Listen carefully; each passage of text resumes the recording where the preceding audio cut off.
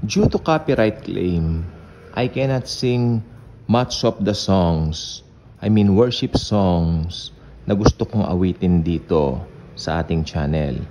Kaya alam po ba ninyo, I believe kung lead tayo lagi ng Holy Spirit, which is lagi naman po, tandaan po natin, hindi po nakukuha yung pagpasok ng banal na Espiritu sa ating buhay sa pamamagitan ng pagpupunta kung saan-saan, mga retreats. Nalala ko nga po dati, we used to go to a place, parang hotel, tapos doon po nagkaroon ng tinatawag na slaying of the Spirit na parang nangatumba silang lahat. Ako nga po, hindi po ako tumumba eh. Hindi po ba? So, ito po ay ang mga tinatawag na mga pamamaraan nung mga hindi masyadong nakababatid ng katotohanan ng Biblia. Sa Biblia, when you receive Jesus as Lord and Savior, when you believe na siya lang, wala nang ibang tagapagligtas, by that moment, papasok ng Holy Spirit.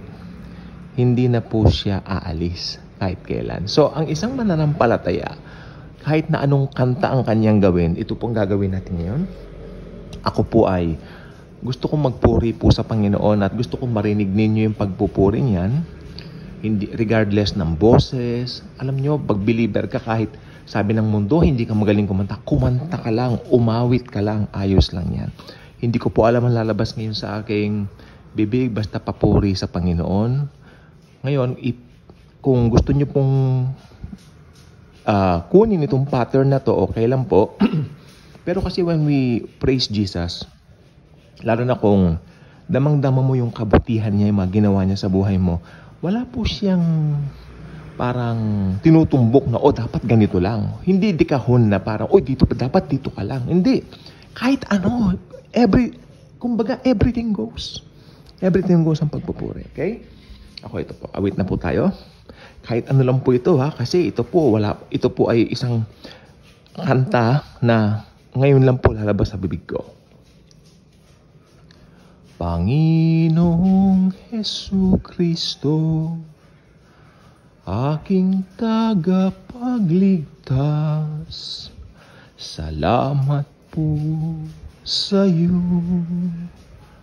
Ikaw ang nagmahal sa akin, hindi mo ako pinabayaan. Ikaw ay laging nandyan, sapagkat ako'y una mong inibig.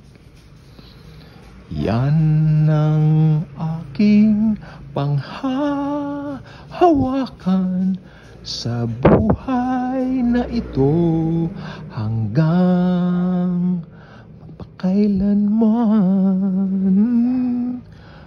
Panginoong Jesucristo, Diyos na totoo, naging tao upang tubusin ako.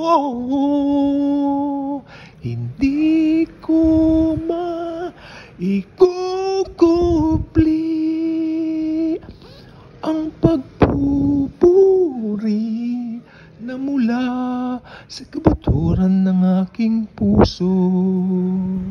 Panginoong Jesus, pinupuri kita, wala kang katulad, hindi ka nagbabago, nag-isang Diyos sa tatlong persona, Ama, Anak, at Espiritu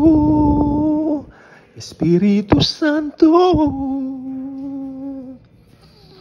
Oh Lord Jesus, thank you for your love, thank you for your care, thank you for everything, my Lord. Oh Jesus, thank you Jesus, thank you for your grace. Hallelujah.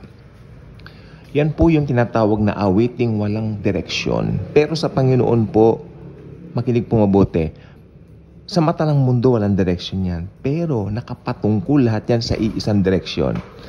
God the Father, God the Son, and God the Holy Ghost. Okay? So, ang boses ko, nakita niyo po naman, I think fixed naman yung pag-awit, pero walang direction yung mga tono. Ano? Ganyan po ako nagpupuri.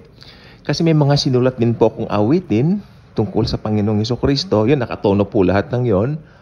Pero hindi ko po pwedeng awitin dito. Baka mamaya magulat na lang ako, ginagamit na po sa iba't ibang mga...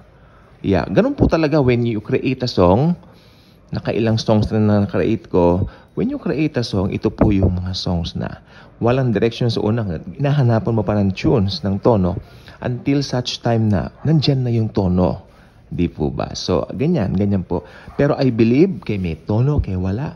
Basta nakapatungkol sa Panginoong Hesukristo, ito'y katanggap-tanggap sa Kanya. Kaya kung hindi pa kayo subscriber sa channel na ito, I invite you to do so.